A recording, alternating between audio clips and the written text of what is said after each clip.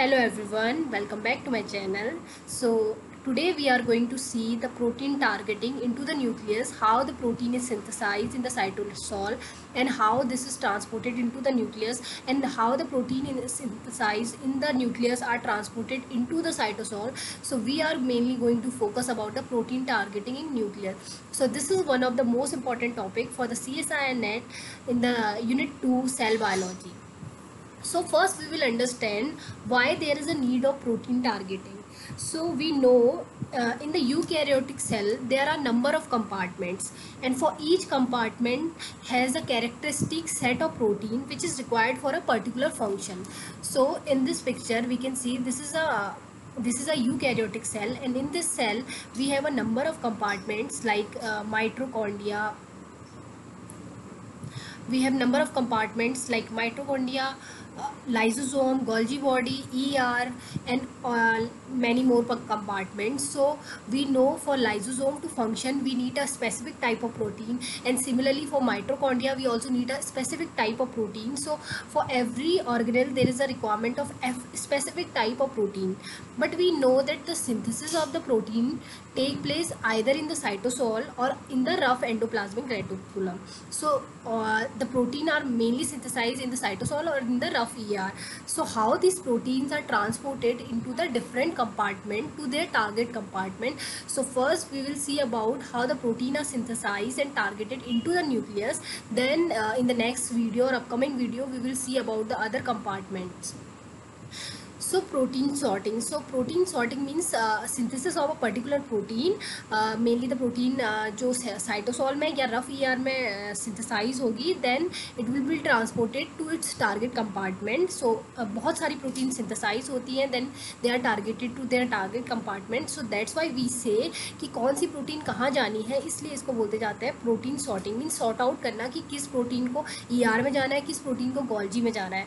So first the protein sorting is mainly of three types. So first is gated transport, which अगर in the case of nucleus, gated transport में क्या होता है कि कोई gate या फिर पोर प्रेजेंट होना चाहिए जिसके थ्रू प्रोटीन की टारगेटिंग की जाए. So we know the nucleus is the only organelle eukaryotic cell में जिसके अंदर इनसाइड पोर प्रेजेंट होते हैं, nuclear pore complexes. That's why जो गेटेड ट्रांसपोर्ट होता है वो केवल न्यूक्लियस के केस में देखा जाता है. Then the trans membrane transport, तो इसमें क्या होता है जो अनफोल्डेड प्रोटीन है डिफरेंट ट्रांसलोकेटर के थ्रू ट्रांसपोर्ट की जाती है माइटोकॉन्ड्रिया में, क्लोरोप्लास्ट में, बट जो ट्रांसलोकेटर है वो जो है क्रॉस करता है हमारी मेम्ब्रेन को, इसलिए हम बोलते हैं trans membrane transport. Then the vesicular transport की एक वेसिकल की सिंथेसिस होगी, जैसे ER से वेसिकल जाएगी वो बड ऑफ होगी, कहाँ जाएगी सिस गोल्जी में जाएगी, देन मीडियन गोल्जी में, ट्रांस गोल्जी में, और वहाँ से वो वेसिकल बड ऑफ होकर लाइसोसोम के पास जा सकती है और प्लाज्मा मेम्ब्रेन के पास जा सकती है, तो अपने टारगेट कंपार्टमेंट में जा सकती है. सो तो मेनली प्रोटीन सॉर्टिंग तीन तरीके की होती है. हमने समझा कि कौन कौन सी तरीके की प्रोटीन सॉर्टिंग होती है. नाउ वी विल सी कि प्रोटीन सॉर्टिंग तो हम कर रहे हैं, बट हमें कैसे पता चलेगा कि कौन सी प्रोटीन को कौन से कंपार्टमेंट में चाहिए जाना है. हमें कैसे पता चलेगा कि इस प्रोटीन को जो है न्यूक्लियस में जाना है और इस प्रोटीन को पेरोक्सिसोम में जाना है और इस प्रोटीन को लाइसोसोम में जाना है. So there should be a sorting signal जो प्रोटीन को सॉर्ट आउट करने में हेल्प करे. तो दिस सॉर्टिंग सिग्नल जो है एड्रेस के इक्विवेलेंट होता है. This is equivalent to the address. जैसे हमारे घर का एक पर्टिकुलर एड्रेस होता है, तो हमारे पास पोस्ट ऑफिस से बहुत सारी जो पोस्ट आती हैं या चिट्ठियाँ आती हैं वो पर्टिकुलरली टारगेटेड होती है हर किसी के इंडिविजुअल घर के टुवर्ड्स. क्यों? क्योंकि उसमें एड्रेस लिखा होता है. तो हर प्रोटीन के पास भी एक सॉर्टिंग सिग्नल होता है जो एड्रेस की तरह होता है. वो बताता है कि किस घर में उसे जाना है, वो घर लाइसोसोम है या माइटोकॉन्ड्रिया है. तो जो सॉर्टिंग सिग्नल है it can be of two type, either it will be a signal peptide और it can be a signal patch. So first we will understand what is a signal peptide. So in case of peptide क्या होगा, short amino acid sequences से बना होगा. ये जो amino acid sequences है either it will B 3 to 40 amino acid, ये very कर सकता है. और ये जो सॉर्टिंग सिग्नल है या तो हमारे एन टर्मिनल पे प्रेजेंट होगा या फिर सी टर्मिनल पे, और कभी कभी क्या होता है किसी प्रोटीन में इनसाइड पे भी प्रेजेंट होता है, इंटरनल साइड पे. सो आई होप कि आपको समझ आएगा कि सिग्नल पेप्टाइड एक एड्रेस की तरह है और जो बन के बना है, किससे बना है, अमाइनो एसिड से बना है. ये एन टर्मिनल में, सी टर्मिनल में या इंटरनल. सो ये एन टर्मिनल में सपोज रेड कलर का यहाँ पे आपको एक सिग्नल पेप्टाइड दिखाया गया है, तो ये बताएगा कि इसको कहाँ जाना है, आइदर इसको न्यूक्लियस में जाना है या साइटोसॉल में ही रहना है या फिर पेरोक्सिसोम में जाना है, ER में जाना है. तो इट विल टेल कि इसको कहाँ जाना है. Then signal patch. So signal as the name suggest कि पैच की तरह जो है अमाइनो एसिड रहेंगे। सो अमाइनो एसिड जो है लोकेटेड रहते हैं physically separated region of the protein. Means यहाँ पे एक पैच प्रेजेंट है, दूसरा पैच प्रेजेंट है, तीसरा, मीन्स ये क्या है, अलग अलग जगह पे है प्रोटीन के अंदर। ये आपस में क्लस्टर होंगे, एक 3D स्ट्रक्चर फॉर्म करेंगे जो एक सिग्नल पैच बनाएगा। सो सिग्नल पैच क्या होगा, 3D स्ट्रक्चर फोल्डेड होगा और एक पैच बनाएगा। ये पैच हमें टारगेट करेगा कि इसको कहाँ जाना है। सो मेनली जो होते हैं सिग्नल पेप्टाइड जो होता है ये सॉर्टिंग सिग्नल की तरह एक्ट करता है, बट किसी किसी केस में पैच भी बहुत इंपॉर्टेंट रोल प्ले करता है। बट वन ऑफ द एक बहुत इंपॉर्टेंट बात है कि जो यहाँ पे नोटिस की जानी चाहिए कि जो सिग्नल पेप्टाइड होता है वो ट्रांसफ़र के बाद क्लीव किया जाता है पेप्टाइडेज, सिग्नल पेप्टिडेज के द्वारा के साथ। जो सिग्नल पेप्टिडेज एंजाइम होती है वो सिग्नल पेप्टाइड को क्लीव कर देती है ट्रांसपोर्ट होने के बाद, बट सिग्नल पैच जो है कभी क्लीव नहीं होता। ये क्वेश्चन CSIR में पूछा जा सकता है इन द ऑप्शंस, किसी भी एक ऑप्शन की तरह है कि सिग्नल पैच क्या क्लीव हो सकता है, बट सिग्नल पैच क्लीव नहीं हो सकते। अगर सिग्नल पैच ही क्लीव हो जाएंगे तो प्रोटीन का तो कोई स्ट्रक्चर ही नहीं रहेगा, क्योंकि because they play very important role. So this is about the sorting signal और सॉर्ट क्या होता है।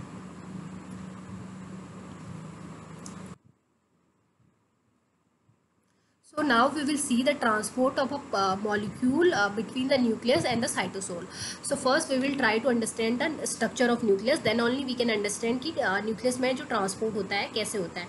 So we know that nucleus के around nuclear envelope होता है और इस envelope में outer membrane होती है और inner membrane होती है। तो जो outer membrane है ये तो ER के साथ continuous जो होता है कंटिन्यूटी बनाती है ER की मेम्ब्रेन के साथ, पर जो इनर मेम्ब्रेन है इसमें डिफरेंट प्रोटीन प्रेजेंट होते हैं जो इनर मेम्ब्रेन को होल्ड करते हैं, स्टेबिलिटी प्रोवाइड करते हैं, जैसे लैमिनिन प्रोटीन्स प्रेजेंट होते हैं।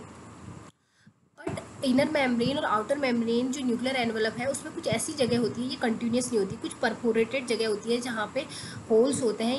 इन होल्स को हम न्यूक्लियर पोर कॉम्प्लेक्सेस बोलते हैं, जहाँ पे ना आउटर मेम्ब्रेन प्रेजेंट होता है ना इनर मेम्ब्रेन। तो न्यूक्लियर पोर कॉम्प्लेक्सेस जो है डिफरेंट प्रोटीन से बना होता है, जिसे हम न्यूक्लियोपोरिन प्रोटीन बोलते हैं।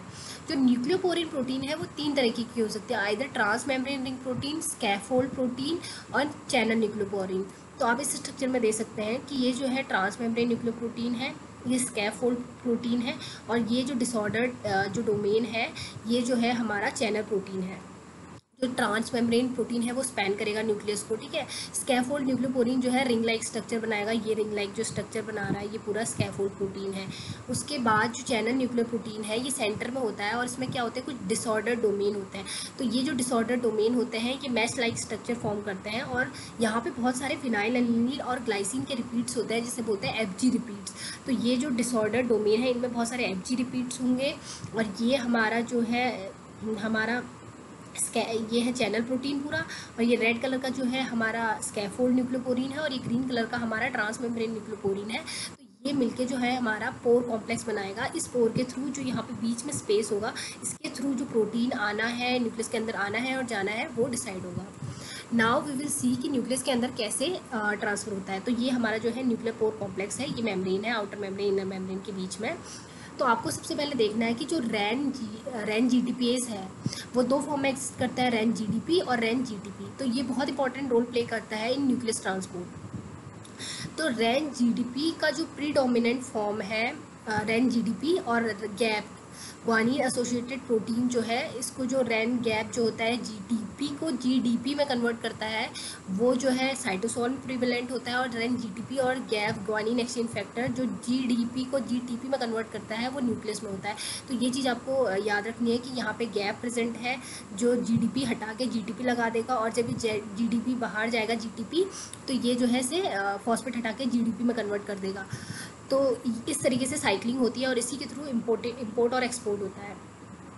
देन हमारा कोई भी चीज़ अगर न्यूक्लियस में ट्रांसपोर्ट होनी है तो उसके पास जो सिग्नल होगा वो कैसा होगा। अगर nuclear localization signal means nucleus में इंपोर्ट होना है तो वो रिच होना चाहिए लाइसिन अमाइनो एसिड में, और अगर न्यूक्लियस से कोई चीज़ बाहर जानी है एक्सपोर्ट सिग्नल है तो वहाँ पे हाइड्रोफोबिक अमाइनो एसिड प्रेजेंट होते हैं जैसे कि ल्यूसिन, ये सब जो है सिग्नल पेप्टाइड में प्रेजेंट होंगे।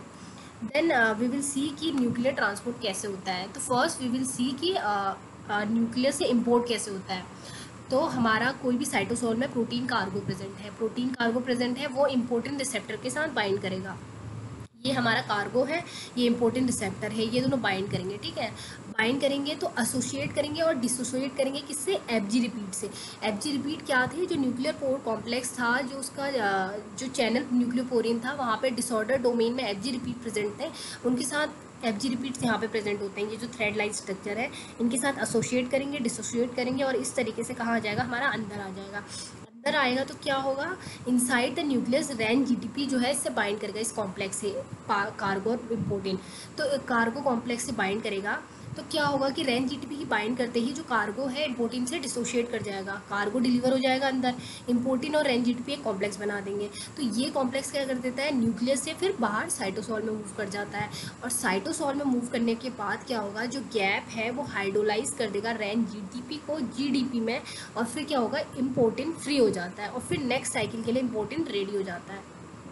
तो ये एक बार में तो समझ नहीं आता, आप इस डायग्राम से देखिए कि ये हमारा कार्गो प्रोटीन है, ये इम्पोर्टेंट रिसेप्टर के साथ बाइंड किया, ये दोनों ने कॉम्प्लेक्स बनाया, ये एसोसिएट और डिसोशिएट किए इसके साथ, एफजी रिपीट के साथ अंदर आए।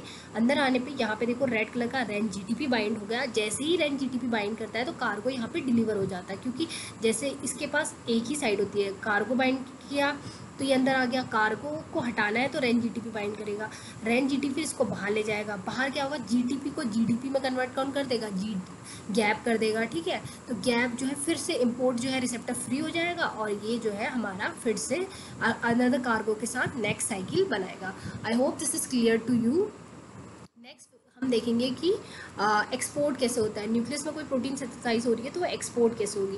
तो यहाँ पे जो है 3 कॉम्प्लेक्स बनता है, ये हमारा इम्पोर्टेंट रिसेप्टर है, ठीक है, ये ब्राउन कलर का, इस पर जो है ये कार्गो प्रोटीन बाउंड हुई है जो बाहर जानी है, और फिर यहाँ पे रैन जीडीपी भी बनता है। तो ये तीनों कॉम्प्लेक्स क्या होंगे, फिर बाइंड करेंगे, बाहर जाएंगे, फिर एसोसिएट डिसोशिएट करेंगे, एफजी रिपीट से बाहर आ जाएंगे।